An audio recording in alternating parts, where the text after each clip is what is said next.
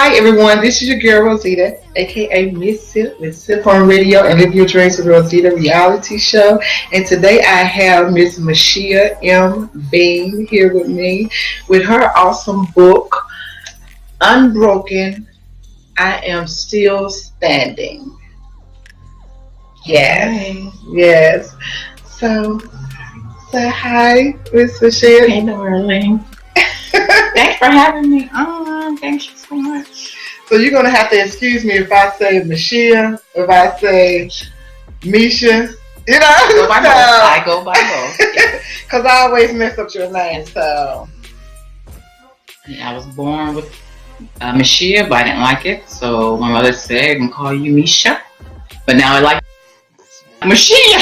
I know. That's Yeah. like somebody saying Yeah. Rosetta. Exactly. Rosetta Stone. I'd be like, that's not my name. You know. So basically, I want you to tell them, where was you born and raised? I was born in California and raised in Denver, Colorado. Okay. And How many siblings did you I have two brothers. Okay, so you're the only. Okay, you're the only girl. You're the oldest. Yes, I'm the oldest. Okay. I take care of them, but they treat me like I'm the baby now since they're grown. Well, it's the same with me. I'm the oldest. I have two brothers, but my brothers, since I was like 12, they called me Little Big Brother. Yeah, I call them Little Big Brother. Yes. Okay, so I want you to explain to them about why you wanted to come on this show. I wrote a book, Unbroken, I Am Still Standing, about my true life experience with child molestation committed by my step-grandfather at the age of 6 years old. And that went on for several years. And I wanted to bring more awareness to this horrible epidemic because you hear about it every day and it's not going to change. So we need to get the victims to speak out early on instead of waiting 30, 40 years down the line. Exactly. And they need some kind of psychological help, even though they still need counseling when it happens, but they don't have to worry about it waiting for so long to tell somebody what happened. Exactly. So how old was you when that started? I was 6. I was 6 years old. And was your mom and father around? My stepfather, my mother, my grandmother. Okay. So did you tell anybody? No, I didn't tell. My cousin seen me perform an act when I think I was 7 or 8, and she told me. So that's how everything came out. So I don't think if she didn't say anything, I don't know if I would ever said anything. So how old was that cousin? Same age as I was. She's same age I was. So you told her? No, she saw. Oh, she saw. She saw.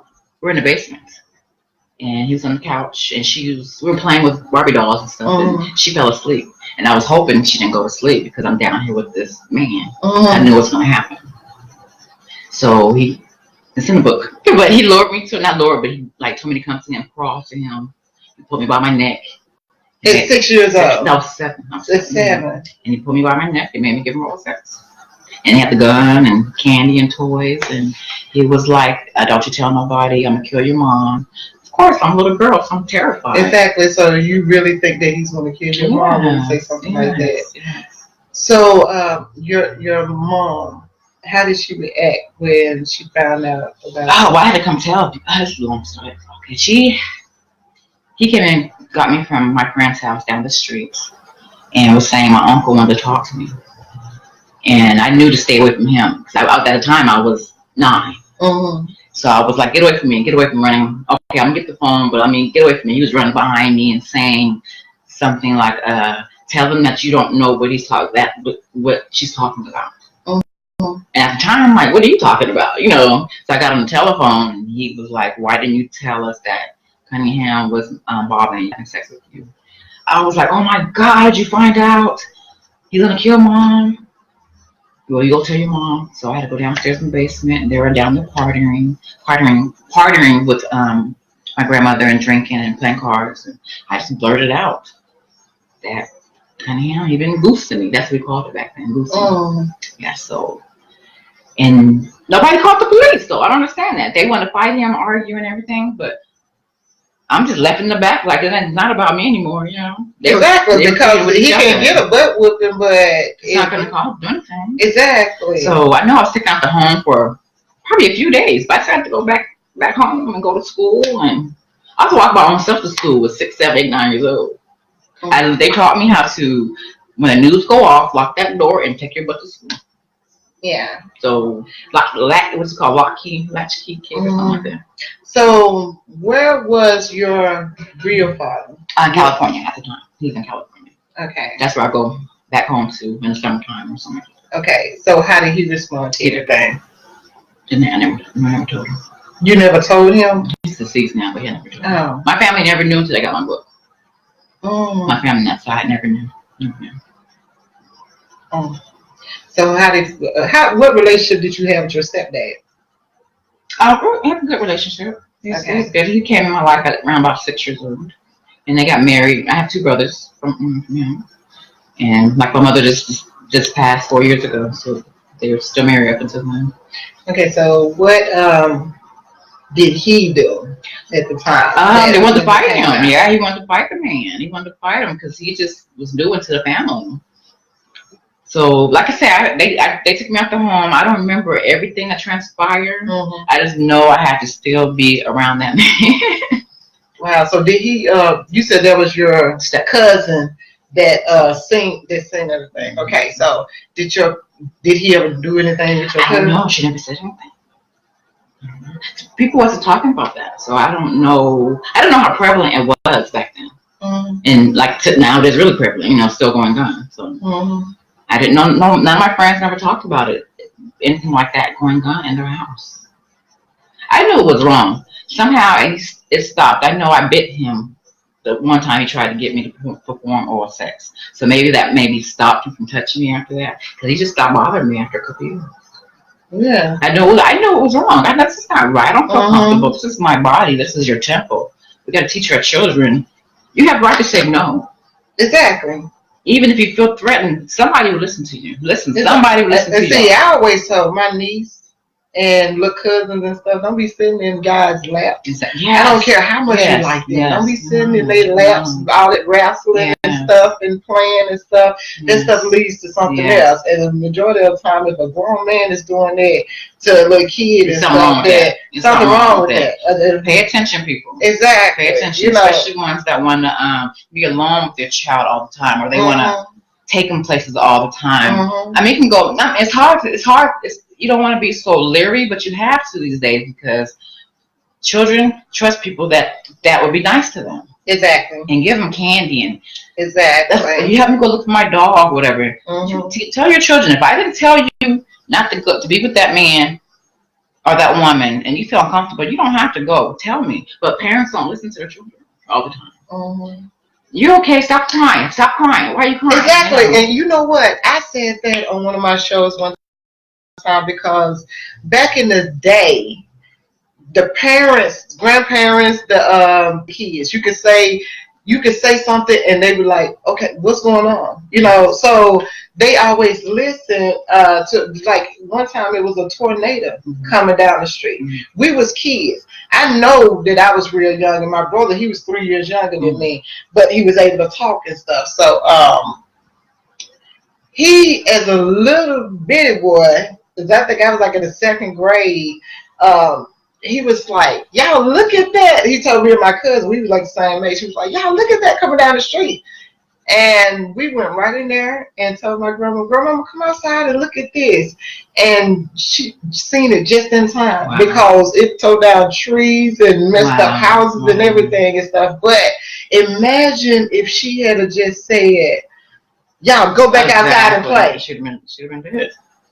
We'd have been dead. Okay. Yeah, we'd have been dead. But that right there gave everybody in the house a chance to take for cover and lock the doors and everything just because she paid attention to us, And people do not take the time out to pay attention to their kids when they're trying to tell them stuff, And if your child, well, a lot of folks don't know if they're lying or not because a lot of them don't pay that much attention to them. If you don't teach your children, get to know them. Teach your children.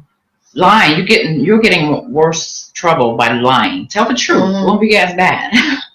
So they'll think if you're gonna do the consequences like that, because I raised my son, just tell the truth.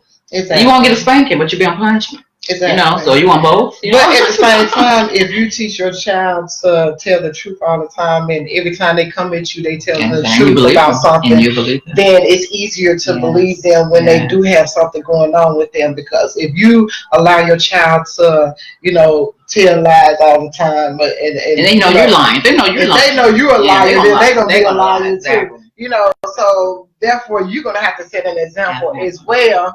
But once you bring them up that certain type of way, then when something happens to them, then they can come to you, and you know that they are telling the truth. You know, I raised my son. My son always tells the truth. I got the best child. Like I tell people, if I can have 20 kids like him, he's the best kid. Best kid. Thank you. That's good. And your child do film and stuff. Yes, filming. Well. Yes. Okay. He's my videographer and my photographer. Okay, awesome. So let's talk about this book. Let's talk about some things that went on in this book. Okay, this is, like I said, this is my true life story. I began at the age of 4 in the book because that's when I remembered everything. So basically, I had to take care of myself at that age at 4 because my mother had to work and go to school. And she really didn't trust anyone to keep me. But a neighbor kept me. It was I'm not prejudiced or nothing, people, but she was an older white lady, heavy set. No, it could be any black person, Chinese person, whatever. But she lived in my neighborhood, and she had cats and dogs. And she kept me a few times, but it was on camp. And she used to bring this man around the house. They were having sex in the room where I found out they were having sex. So I'd be on the front with the dogs and the cats. And I wasn't allowed to sit on her couch. Her dogs were on the couch, but I couldn't sit on her couch. I had to sit on the floor with a blanket. And I'm pretty sure nasty food, and I couldn't eat the food. So I told my mother one time, Mommy, I don't want to cope with her no more. You know, she's mistreating me, you know. So she allowed to babysit you, but then she wouldn't basically feed you, or you. Well, it's probably good that you didn't sit on the couch with the got dogs on the couch. You know, it's stuff in the book of the story where she went on in the book with that lady. But my mother decided, okay, you keep yourself. I'll teach you how to keep yourself. And that's what I did. She fixed my lunch for me, had my milk and stuff, or whatever, poured in the refrigerator. I wasn't allowed to open the door, but I was out the window. Hanging out the window. Like, y'all come over here and play with me. Come talk to me. Yeah. But then we moved in with my grandmother because we had to more protection, basically. And look what the hell happened with that, you know, so. But I know that my step-grandfather, I'm not for sure what age I was when he passed. I think I was 15. Or so he's alcoholic. And how old was he? She was our age. He was about our age. So he was in his 40s when he was molesting you. Yeah. So I don't see what the attraction is. Why would you want? I mean, I know why they do a child, but they want control. It's all about control. And if they can get away with it, like many folks are getting away with it. I don't think it's just about control and stuff. I think that it's just a sickness that they have and stuff, you know, to even want a child, because it's some grown-ups that you can control. That's true. You know, it's a lot of grown-ups that, you know, basically will put up with any and everything in a relationship. I think that it's a sickness for a young child, innocent child. Exactly. Fresh, innocent child. Exactly. Let us be innocent. Until it's our time when we want to do by our own will, not forcible. Exactly. But 95% of pedophiles is someone that you know, and that's a shame. So that's a shame. Yeah, because the women that I talked to, the person that molested them was someone they knew. Yeah. You know, one of my clients, it was her neighbor. Another, you know, person, it was her uncle. You know, so it could be a doctor. You don't even know he's doing that. How you examine you in the hospital. They have a new I met a lady, she has a children's book that gives to doctors to let them see different things that's going on, maybe like in a hospital, pediatric scene. Because I know one time I took my son to get checked out. He was maybe 7 or 8. And the way now I look back on it, that doctor was a pervert. Because he had my son been over to check his back or something, but he was standing right behind his butt. I didn't think nothing of it at the time. But now that I look back at that, he was basically somewhat like molesting my child. He was having bent. Oh, we don't stand behind the. Did you ever tell your child that? Yeah, I told him. Okay, because I was just going to say about you saying it right now, then that's going to be stuck in his head, and which he never. Okay. They say you don't remember something. So I wasn't on with him, but to me, he's examining him, so I didn't think nothing of it. Yeah. Just had him bent over in front of him. And he a child, so he wasn't even thinking nothing anyway. He just thinking, okay, this is a doctor, so this is normal. Yeah. You know, so So what else that that you want to discuss in your book? Well, at the age of 10, my neighbor down the street from me, my best friend's brother-in-law. By then, once you get touched, once your body is touched, you're waking up. Everything's woken up, so you crave for that feeling. Even to this day, we're grown people, you know, we want to be touched. But he was a older teenager, and I was having sex with a teenager at the age of 10 years old. So I was used to it, you know. Yeah, because of what happened to you. And plus, he was younger, so I thought it was fascinating, you know. So I've always been attracted to older men, always. So now that I'm older now, so you can be old now. Just kidding. But I got my baby. I got my baby. So yeah. But yeah, I was having sex and I had an abortion. Not by that, but later on, I had an abortion. Been promiscuous. That does change your life. It does change the way you think about life. Instead of me thinking about furthering my career, I was thinking about getting the next fix, basically. You know. So I could have been a doctor, could have been a lawyer, or I could have been a prostitute. I could have been hooked on drugs. So I decided to do differently. This is not my calling. This is not what God want me to do. Exactly. Get out of here, have a purpose to share my story and let you know, let other people know that you can overcome your past. It's your choice. It's up to you. Exactly. And change your mindset and knowing you deserve better. Exactly. I damn sure deserve better. And if somebody have any questions, the number to call in is 404-537-2247. It's 404-537-2247. And y'all know we are basically sipping on something as well while you know while we discussing this. Sip on some sip. Yes, ma'am. While we discussing everything, so your mom, my queen, that's my queen. Your queen, when the arguing and wanting to beat them up was over with, how did everybody respond then? I wasn't there. I left. They took me to a friend's house just for a few days. I came back and nothing changed. My grandmother blamed me because I was a pretty red thing, dressing cute. I'm a little girl. I'm supposed to dress. But she blamed me. She called me a red devil. You're a red devil. If your mama didn't dress you the way she did or raised you the way she did, none of this stuff would have happened. Or something stupid she said. Yeah. It's 6. Well, I was 8 when it happened. Yeah. When 8 years old. I'm a little girl. She was telling you that at 6 years old, it was your fault because you was dressed a certain type of way as a baby.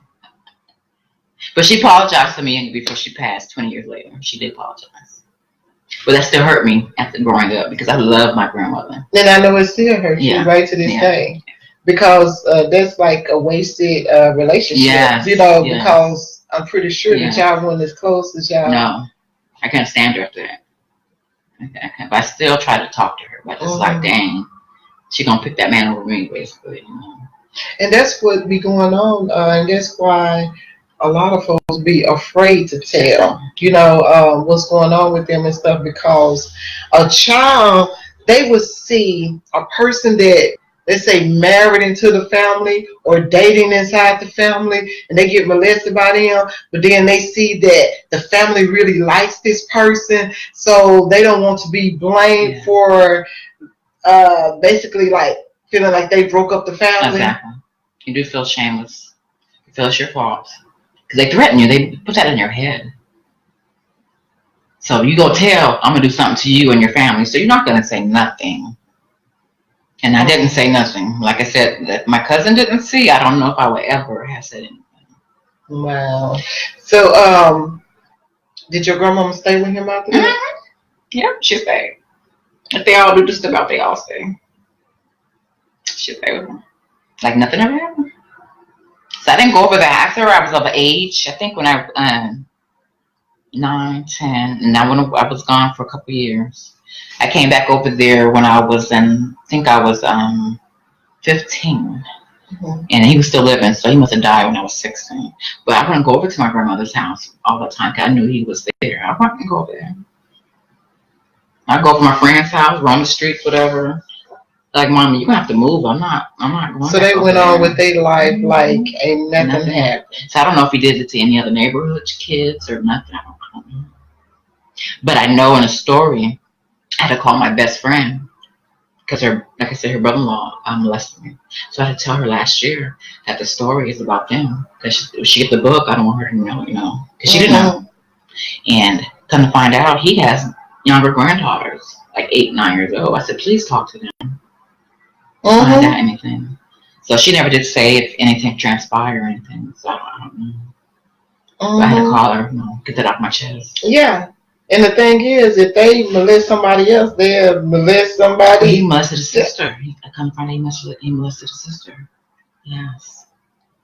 So this stuff is not going to end, people. This is not going to end. We need more awareness. We need more awareness. Talk to your kids. Number one, if they get away with it, then they comfortable. Yeah. Talk to to do it again. Talk to your children. Because you don't want to destroy their future. And this right here can destroy your future. Exactly. Because you want to hack that pain. You want to take any kind of pills, booze, the sleep, not think about it, but you got to wake up the next day and you're still going to remember. Exactly. It's not going to ever go away. Exactly. So my thing is forgiveness. If you forgive, a lot of the weight will be lifted off your shoulder. So that's what happened to me. I forgave. Let me write this book and tell this story and get this off my chest, and I feel so much better. So much better.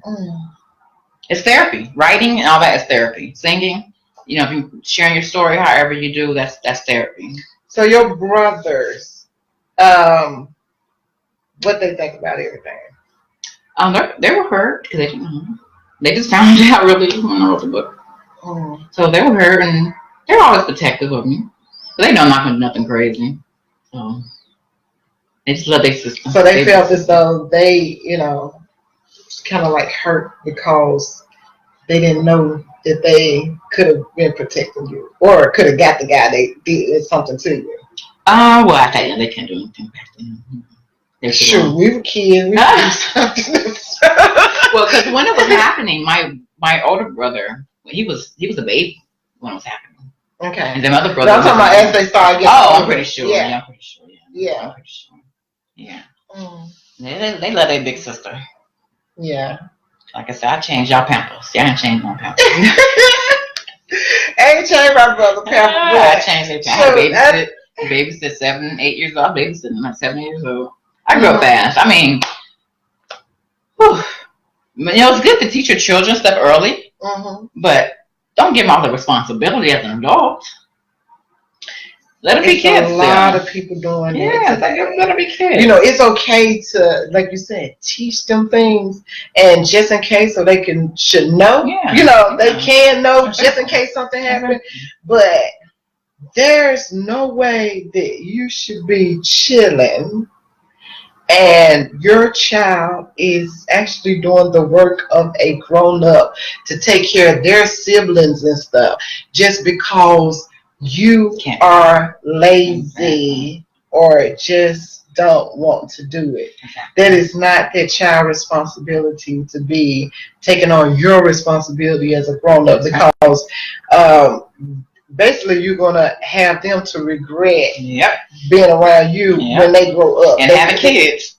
Exactly. And having kids. They're not going to want to spend as much time with you as a grown-up because they're going to look at like, you made me do all this stuff. I couldn't even be a child because I had to do this, do that, Yeah. So, but then if I do wrong, even though I was growing up, my family was still putting me on punishment because I wanted to be a teenager. But I had to stay home and watch my brother. So they apologized. They apologized. I'm like, it's my 17th birthday. I got to stay in the house and babysit, So I moved out when I was 17. I left when I was 16. I moved out when I was 17. I left when I was 16. So I had to go back home because I got sick. So I had to go back home.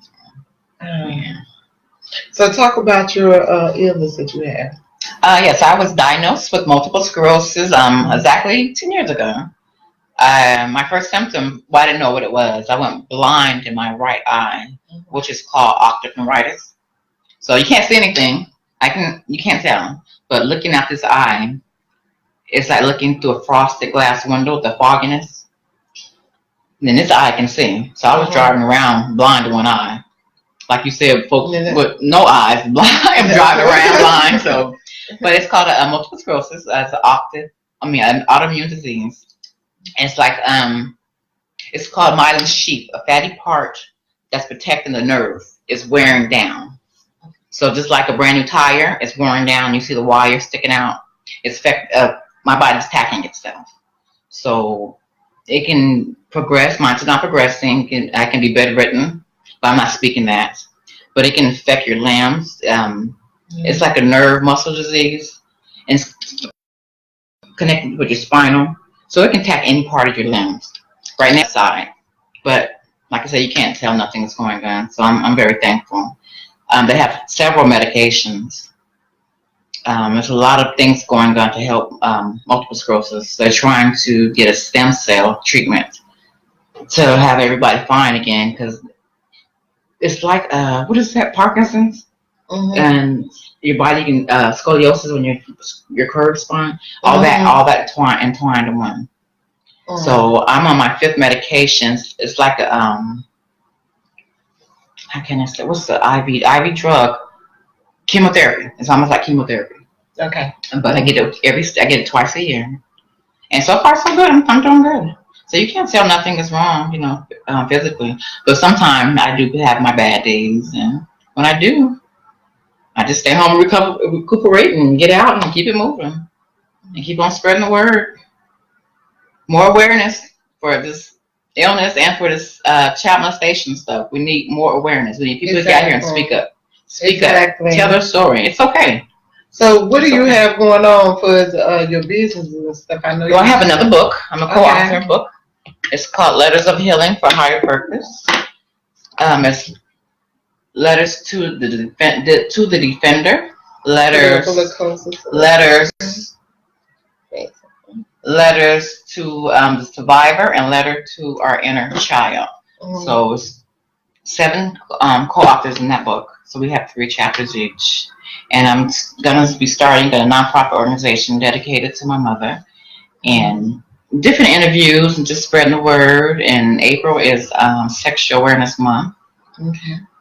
So if you get anyone to come out and just speak and want to share their story, I will be doing some stuff on social media, and I'll be tagging Rosita and stuff in it. Okay, so speaking come where? Where will they be coming? We don't go on. If I have an event that I can go live, they can, like you say, they can call in or something. Okay. I have a speaking engagement coming up. I think it's end of February. I'll let you know. Okay. Just sharing a few words and telling my testimony that you can't overcome your past. Yes. You can't overcome your past. Yes. And everything happened for a reason. I feel as though things are actually to make you stronger and to be a testimony, so you can help other people and stuff, because God knew that you was going to be able to get past it, and He knew your mission for this world. You know what I'm saying? And when you are a chosen one, a lot of times we go through things that we ask ourselves why. But the why is to set us up for our future and what God has for us that we're supposed to be doing. That's true. To help others and stuff. So that be the cause of the whys and stuff. But of course, when we're going through stuff, we don't question it all the time. Yeah. Like, why? I'm scared. I'm afraid. But it's going through. Once you're gonna go through that fire, you're gonna come out that fire. You're gonna always have doubts about stuff. But change your mindset and control it. And you're in control of you. You're in control of all this. Exactly. So just get out and do it. Don't be afraid. I'm afraid sometimes, but I still do it. I need encouragement, so I talk to myself, or I call a friend or I talk to God, you know. So what encouragement did I give you before we start? Just do it. Girl, I said you gonna do it. You gonna do it. So you gonna do it. Yeah. So I don't usually do. I mean, you gonna do it. You gonna she do was it. like, oh well, I needed that encouragement. Yes, ma'am. But people gonna talk about you anyway. So so what? Exactly. So what? I done been on live and a do rag in my head, and people like, why you do that? Because I felt that moment to say something. So whatever. Take me as I am, you know. Exactly. Take me as I am. And it's always best to be who you are. And the right people's gonna love you for you and who you are. Because number one, if you put on the act, you put on the show, it got to end sometimes. Right. You're gonna get tired of lying. They're gonna see your false self. You might as well go ahead and show it. Exactly. So it's just like me. I love just being myself because that way I ain't got to be nobody else. Nobody. I ain't got to be one way with one person, another way with another person, and then when this person see me, now I got to figure out who I was with. You know, it's like, that is so okay, true. well I was quiet with this person. Exactly. No, I'm just. I'm the same every way. If you don't like me, I'm so sorry. I love me. Exactly. I love you. Exactly. Who gonna love you more? But a mama. But a mama. Yeah, sometimes I watch out though. Some mamas don't care. Exactly. Nowadays, some mamas don't care. I don't want you. I don't want you. I have you. I know. It's sad. Yeah. It's sad. It's sad that a lot of people have to go through that where their mother really don't. And I'm gonna tell you something. It's some mothers that say I love you, but shows totally different. Yeah. So there's a lot of kids and there's a lot of grown-ups that was hurt from when they was a child. And they hurt other people. Exactly. Other women. From the mothers just there. Yeah. Because a child can tell when somebody really care about them. Sure. You know what I'm saying? Sure. So if that child feel as though my mother or my father is not going to care about how I'm feeling or if something's wrong, or you know, then that's going to stick with them for the rest of their life. Yeah. Because they need that. You're going to think about it all the time. Your mother is your first love. That's always your first number one love. Mm-hmm. So I tell my son, find someone not like how I treat you. I don't mind cooking and cleaning. If you can find a woman, don't mind doing the same thing and cherish you, and you vice versa. Mm-hmm. You give what you put in what you. What's the word? How you say it? You give what you. You get what you put out. Yeah. Mm-hmm. Yeah. So if you want someone to love you, love them. They'll love you back. Exactly. I mean, but we can't pick and choose. I mean, we get them and they don't show their true self until later. I hate that, you know. I mean, I'm like this all the time. Yeah. You have to really, piss me off to show a different side of me. I know, me too. So that means you piss me off, I ain't dealing with you. Exactly. I'm not dealing with you. it takes a lot for me to get pissed off. Yep. So I'm not dealing with you for that. I ain't dealing with you. And in this industry, I'm gonna add, it's some folks that will piss you off. I can imagine. Yeah, but I'm glad that I have come a long way, and I'm not the same that I used to. Okay, let me take that back. I am the same that I used to be, but I know how to handle stuff differently. See, now I use my intelligence more. Mm-hmm. Usually I used to be like AT&T and reach out and tell somebody. But now I use my intelligence and win lawsuits. Okay. You see what I'm saying? Yeah. Because in this industry and stuff, that's what people want. They want exactly. You take folks to court, you know, and it is what it is. You know, the truth is going to come out that way. You know, instead of just getting in some trouble. You know, because that's what people want you to do. You know, a lot of folks don't care about other folks. Mm-hmm. They just want what they want for themselves and stuff. I'm give it 800 number. Yeah, she want to give the 1-800 number for. So a sexual assault hotline is 1-800-656-4763. That's 1-800-656-HOPE. So if you know anyone that needs any help, or you maybe want to bring attention to a family that you think something is going on and you don't want to be that yourself known, call that number and give your information. Exactly. Like you don't know what happens behind closed doors, people. Exactly. And if we can get together and get a PSA, which I'm going to be starting that too, but no PSA on YouTube, if I can get it nationally on TV or something, we need more awareness. Because this is not going to stop. It's not going to stop. Well, babies are born every day, every minute. And some is born through sexual assault. I have a girlfriend. She has a son by her father. He's 30 years old. And the mom is still with the husband. Yeah. The young lady I interviewed, she had a baby by her mother's boyfriend. That's right. And another young lady I know have a baby by her stepdad. Wow. That's sad. You hear about the pastor?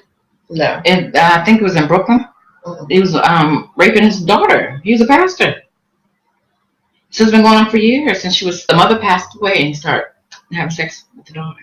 Well, it's a young lady called me out of Florida, and she was molested by her grandfather, and so she wants to come on the show, you know, and talk about that. That's good. Yeah. You bring more awareness, bring it out. And she want me to help her write her book, you know, so I'm gonna type it up for her and stuff. She done read it out, I'm type it up, do everything. That's good. Okay. So she's gonna tell you the story, and then you're gonna go from there. Okay. Yeah. Well, I told her to write it out. Okay. And I'm gonna type it up. I just did that audio dragonfly thing, just typed it out. Oh, yeah. Okay. That's right. Okay, yeah. Well, y'all heard that then. It's dragonfly. You can speak it in the computer, your phone, and type it out for you. Nice, nice. But be aware of people around you and your kids, and just talk to them, ask them questions. Be a parent first, not a friend. And give them a reason to show that they can trust you and you show that you care. And talk to your children. Because they can be from the age, anything under 13, that's when the sexual assaults are happening. Because after 13, they know better. They definitely should say something. Definitely should say something. But anything under the age of 13, pay attention. Yeah. Pay attention. So I raised a lot of kids in my daycare, and I had a few cases that I thought something was going on, and I told the parent, and they didn't bring them back to me. Because the children had, like I said, they had yeast infections or whatever. So they shouldn't have yeast infection. It's a little bit of 2 years old had a yeast infection. So I was like, you need to check her. The mom was gonna say, "Oh, I get yeast infections." You're a grown woman. Yeah, she looked so. She took her out my daycare. Now the little baby kept putting stuff in under her the pamper. I told the mama, do the pampering on. Then what the mama do? Take her out my daycare. Just took her out my daycare. Well, you should have just been calling them folks. Yeah, I wish I would have. Yes, I wish I would have. Now I'm saying, and let them explain to them folks. I wish I would have. Because a lot of times you telling the ones that doing it. That's true. That's so true. And she probably knew. Of course, she knew her boyfriend, whoever was messing with that child. That's why they took them out of my daycare. Most of the time, they always know. They be knowing, but they so in love that they don't care. So they picking that man or that woman above their kids. Low self-esteem. Exactly. Yes. Exactly. So, but the only thing I can say a solution right now is for people to speak up. And if you see something, like I didn't say something, say something. You don't have to tell them your name. So nobody gonna know you reported it or whatever. Give them the number again. 1-800-656-4763. 1-800-656-HOPE. That's the sexual assault hotline. Okay. And if you want to call in right now, the number is 404-537-2247. That's 404-537-2247. And so, what else do you have going on for your events and your business, your other business plans that you have? Well, right now, Essence Festival is coming up. So I'm going to be out there doing a book signing. Okay. Yeah. So if you're in New Orleans, I think it's June 20. End of the month of June. Book Essence Black Festival in New Orleans. I'll be out there doing a book signing. Okay. So are you going to do one here in Georgia? I'm going to try to get several. I'm going to try to do one every month. Yeah. Okay, that's good. One every month. So I'll definitely post it. I'll be posting it. Okay. And your book is on Amazon. It's on Amazon. It's on Kindle.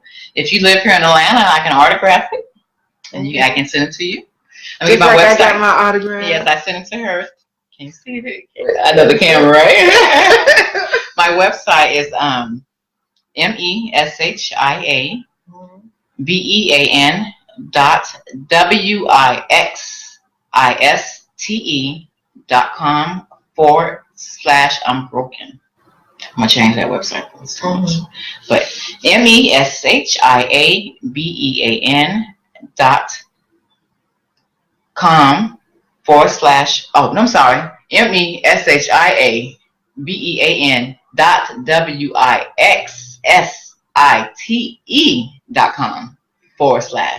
Girl, That's why I gotta spell it you out. don't put your name, your mama, and your auntie name on there. I'm gonna change it. I'm gonna make it smaller. I'm gonna put this MeshiaBean.com. Simple as that, people. That's like you said, Misha Bean, Tasha Monique.com.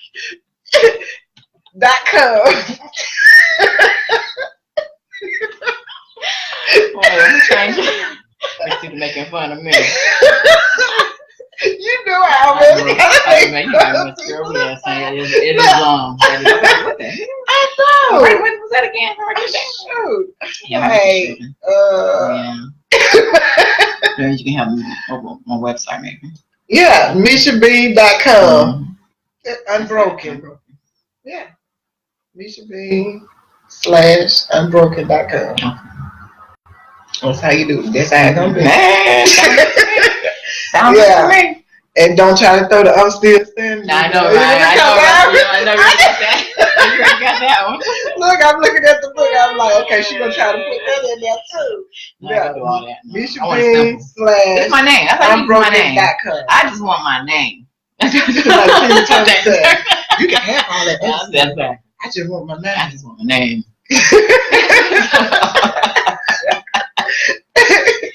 Wow. But yeah, so okay, so out there in New Orleans, June. That's what you said, June, the end of June. Essence Festival. The Essence Festival. And that's well, like I said, April is a sexual assault awareness month. So I know it's gonna be a lot of stuff going on in April. That's the month. It's a teal color. Mm-hmm. So if you want to wear teal, support for sexual assault awareness. And a lot of things will be coming out with that. So I'll definitely be posting. I know there's a teal walk. A girlfriend of mine said there's a teal walk. Another person doing this, doing that. So I'll be spread thin in April. Okay, so where do you see yourself in the future? In the future, I want to be an international speaker, sharing my so that other females and men know you can come be on the panel too and share your story. Because it's not going to stop right now. I keep saying it. It's not going to. I mean, I might be wrong. Right now, it's never going to stop. But I want to do a foundation dedicated to my mother for single parents, it could be men and women. So I'm getting that together, find out what is the accommodations for that. And I want to be able to set up a computer class, cooking class, and a workshop. And at a daycare and get the kids go to school and the parents, get a job and stuff. Okay. But that's it right now. That's slow steps. Okay, awesome. So what else do you feel as though that you want to take out? We got like 15 more minutes. Okay.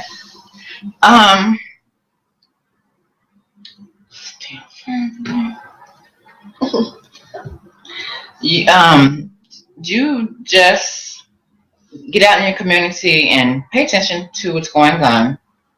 I mean, for me, like when I see people or families and I see their children acting with their fathers, first thing come in my head is they're being touched. And it would be wrong for me to accuse them because I don't know them. And I don't want to get beat up in the street, But my thing is, I don't like children sitting in men's laps. You can sit underneath. But right in the middle of the crotch, there's a reason for a child to be sitting in your crotch. Well, I don't feel as though there's no reason for a child to be sitting in their lap, period. I really, really do not like that at all. Exactly.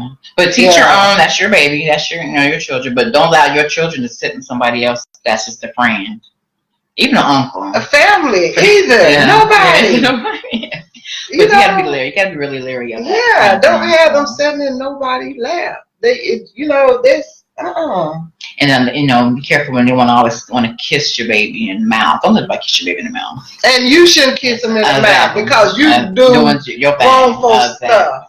Exactly. So stop putting that in your child's mouth. Well, let me tell you, I have that in my book too. I seen a video of my mother and my father.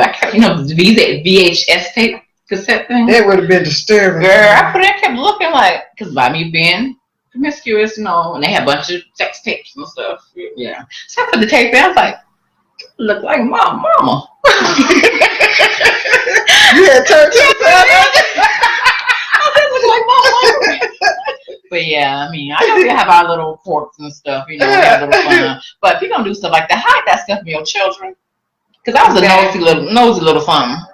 They had the cookie can stuff with the pictures. The little under the bed, full of nude pictures. I know my dad gonna watch this. Daddy, I'm sorry, but hey, it happened. You shouldn't do it. But yeah, I scooped it out the broom. I got some cookies. Broke that thing, cut nothing but nude pictures. I was like, oh, yeah, bad. So for a long time, I wouldn't kiss my mom for a long time. And you did it right. I don't think about be saying. When I got older, and I realized what grown-ups do, I was like, why did my mama let me drink out of her drink? Why did they let me drink out their bottle? Yes. You don't know no better. Wow. And I was like, oh my God. That's what I realized what grown-ups do and stuff. I was like, why do grown-ups do that? So it makes no sense to me that as a grown-up that you would be kissing your baby in the mouth, knowing what you do, and you can say, oh, well, I just be with one person. You don't know who that person is. Exactly. And still, it doesn't matter if you want one person, you still doing grown-up things. So to keep your mouth off. You're dirty, like them old folks say, your dirty mouth. Your dirty mouth. Exactly. Yes, your dirty mouth. Yes, definitely. Yes. But yeah, just check out my books, please, you guys. I really appreciate it. And we all have a story to tell.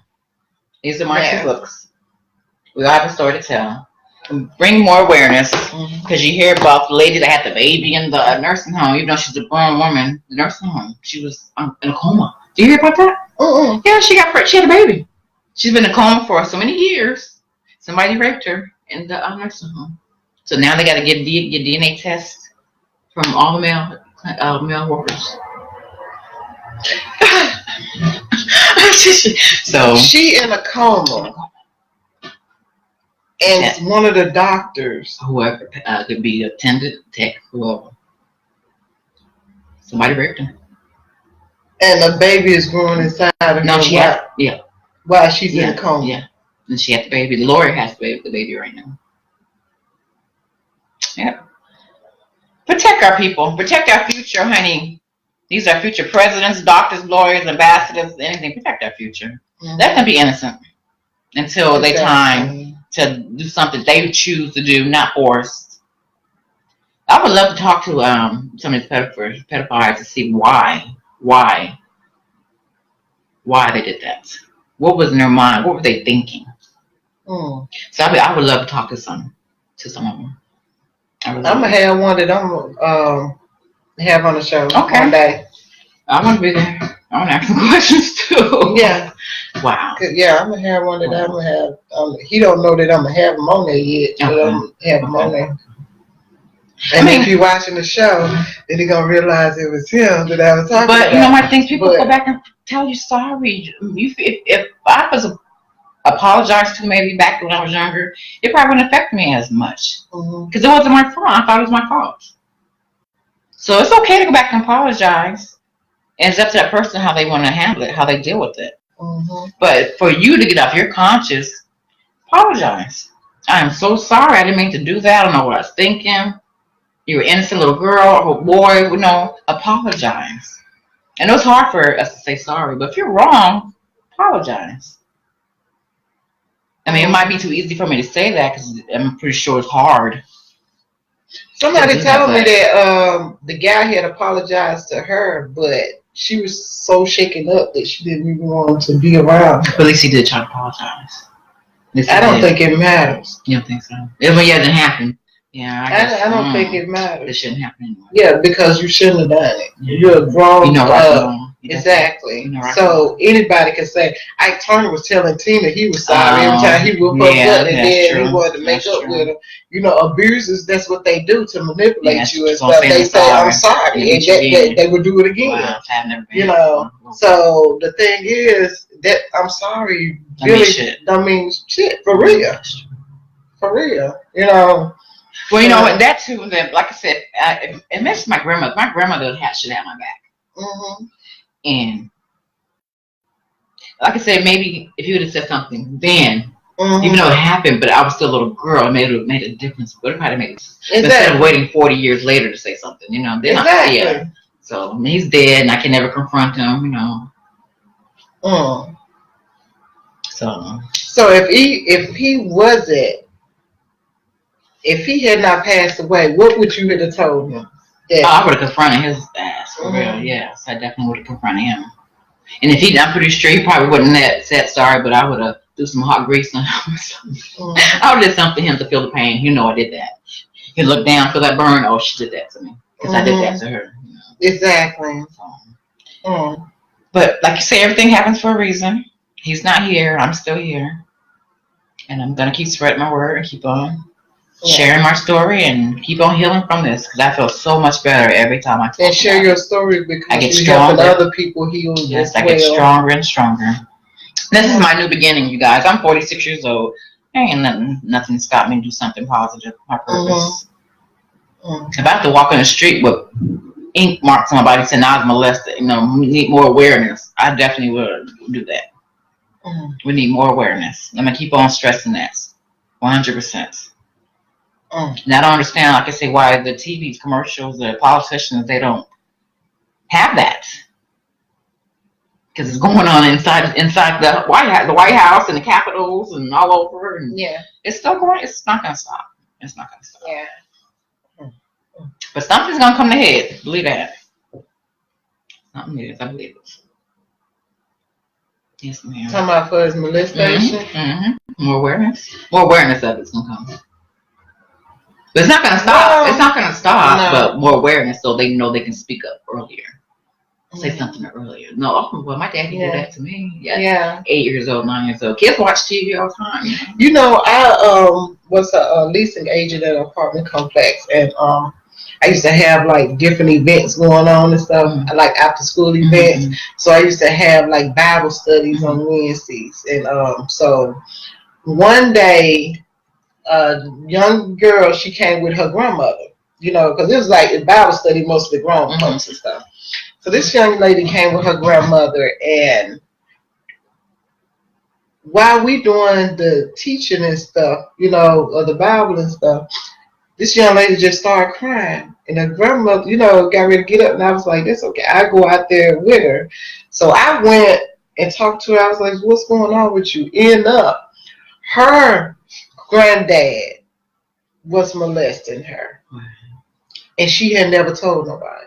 Oh, and she didn't want me to tell her grandmother. But she told you. She told me. You know, she was just crying. She was like, don't tell her. Don't tell nobody. You know. And I was like, no, baby. I got to tell your grandmother. I have to tell her. You know, because if I don't tell it, I'm just as guilty as the person that's doing it. And I know. So I got to tell. Exactly. So I told her to stay right there. Went and told her grandmother and stuff, and I don't know what happened after that, but yeah. So yeah. And I mean, like you say, you hear all these stories on the news, somebody that killed somebody because of that, and because you don't know. I mean, if my child came and told me somebody messed with him, the first thing in my head is destroy that person. That's the first thought coming to my head. I'm about to get rid of you. Exactly. Well, you know, it was just on the news and stuff. A child was missing, and the police officer that found her, basically started going to pick her up, saying that he's taking her for a ride in a Are you patrol car and serious? stuff. And I think he got her pregnant. Oh my gosh. Yeah, a little girl. Yeah, I don't get it. Yeah. I would never comprehend that. I will never comprehend that. But it's a sick world. It's a sick world. Yes, it's a sick world. It's sad. It's sad. So this is our temple, baby. Nobody shouldn't touch you. You know, God made us here for a reason, not to be harmed, not to be hurt. Yeah, exactly. No, exactly. No. So, are you a part of an organization that deal with that, or like a women thing? No, I'm not part of an organization, but I want to start my own. Okay. And I want to have a book club, and we can discuss whatever more books and stuff. But I am gonna find out there's more organizations out here. Yeah. So, but no, I'm not a part of an organization. I just speak and share my story. Okay. Now, I was asking you that just in case somebody they want to know, you know, was you a part of a group that they can join and stuff like that? Okay. Okay. But if you have something you want me to join, I'll be willing to. Have no problem at all. Yeah. I know a couple of female groups that I can't think of them right off the top of my head, but you know, I'm part of a lot of groups and stuff on Facebook and stuff. So I know of some groups that I can send you the information. I appreciate that. Yeah, like women support each other. I try to get out there as much as I can, but with the MS, sometimes I don't want to go nowhere. But when I feel good, I'm gone, and I feel better when I'm busy. So y'all help me be busy, people. Do the what happened to you as a child? Do they have anything to do with? People are trying to say trauma. In certain kind of trauma, I had 2 car accidents before I got diagnosed. But then they said trauma brings out things that lay dormant in your body. So I don't know. I really don't know. That's a good question. Because as a child, you so little, and a grown man mess with you. It messes up things in your body. Functioning wise. Exactly. But having kids. Had a menstrual early. Yeah. 9 years old. Yeah. I'm going to start that dang early. Yeah. Because your body's waking up. The hormones are brewing in you, basically. And it just comes out. So I don't know, babe. Okay, so what else do you want to add to this right here?